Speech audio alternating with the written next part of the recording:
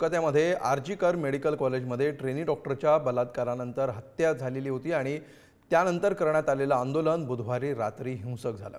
आंदोलनकर्त्यांनी police barricade तोडत कॉलेजमध्ये प्रवेश केला आणि कॉलेज परिसरामध्ये तोडफोड करण्यात आली। हे आंदोलन कुठल्या पक्षाचं होतं ते अद्याप स्पष्ट झालेलं नाही।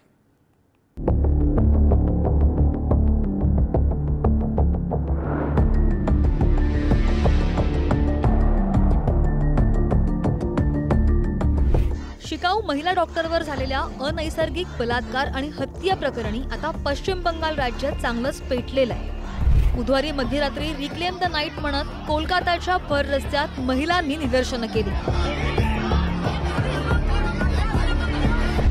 मात्र या निदर्शनांना हिंसक वळण लागलं जेव्हा काही आंदोलकांनी आरजीकर वैद्यकीय महाविद्यालय आणि रुग्णालयात घुसून तोडफोड आणि मोठं नुकसान केलं।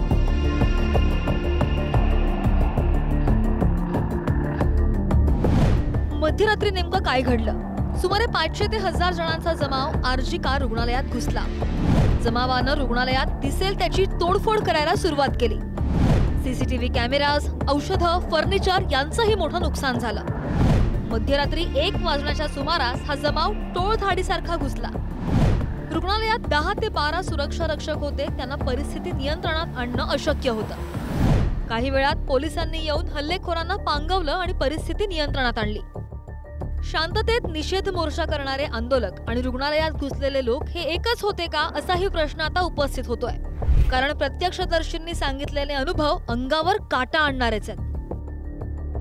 कम से कम 5 से 1000 लोग आ गए, तो थोड़ा हम लोग गया, रबर गेट हम लोग लॉक कर दिया, गेट तोड़ दिया, हम लोग दूसरा गेट में चला गया, वो गेट भी तोड़ दिया, वो गेट भी तोड़ दिया। इतना आदमी आया, हम लोग 10-12 आदमी पुलिस से हम लोग नहीं सके, हम लोग चला गया अंदर में, पूरा तोड़ दिया। कुछ नहीं है, कुछ नहीं बचा हुआ वहाँ पर, ना कंप्यूटर बचा है, ना कोई मेडिसिन बचा है। सिस्टम लोग का घर में घुसा, वो सब मेडिसिन तोड़ दिया, चेयर टेबल जो है कंप्यूटर है सब कुछ तोड़ दिया। हमारा डिमांड है जो हम लोगों को जो इनसिक्योर फील कर रहा है, इसलिए हमारा सेंट्रल फोर्स डिमांड है, आर्म फोर्स। वेस्ट बंगाल का पुलिस अपदार्थ है, वर्थलेस पुलिस। सुरक्षा का बहुत ही जरूरत है हम लोग को।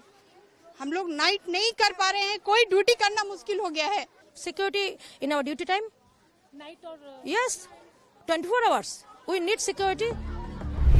स्थानिक तपास यंत्रणांनी केलेल्या हलगर्जीपणानंतर या प्रकरणाचा तपास आता सध्या सीबीआय कडे, मात्र तिथेही अळटळ दिसतंय। तरुणीचे वैद्यकीय रिपोर्ट्स आणि तपास यंत्रणांच्या तपासाची दिशा यात मोठी फारकत असल्याचंही बोललं जातंय। काल आरजी रुग्णालयावर झालेला हल्ला हा पुरावे नष्ट करण्यासाठीच होता का अशी सुद्धा दबक्या आवाजातली चर्चा आता सुरू झाली आहे, कारण रिक्लेम द नाईट म्हणत सुरू झालेल्या या मोर्चाला डिस्ट्रॉय द हॉस्पिटल म्हणण्या इतकं हिंसक वळण लागलंय। कोण वाचवतंय आरोपींना? कुणाचे हात दगडाखाली आहेत? पीडितेला न्याय मिळणार आहे का? असे सगळे प्रश्न सध्या इथं आ वासून उभे आहेत। ब्युरो रिपोर्ट, पुढारी न्यूज।